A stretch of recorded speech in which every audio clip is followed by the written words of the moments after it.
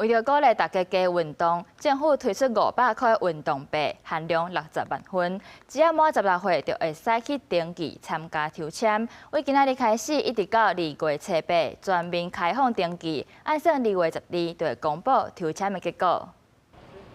为落实全民运动的政策目标，运动部将青春动资券转型做运动币。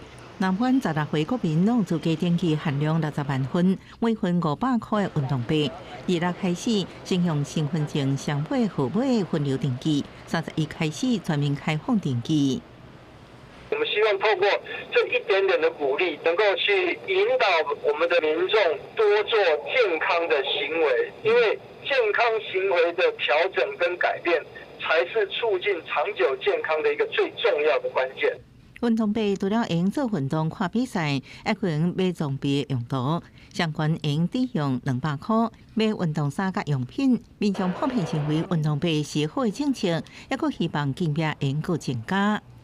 被告知说有这个可以去申请，我会再去跟别人讲，可以宣传一下。我是觉得没有到很多，我说金额上面，所以就觉得还好。有，但是因为它是针对像国民运动中心，所以我是直接月费健身房，所以就帮助就比较少。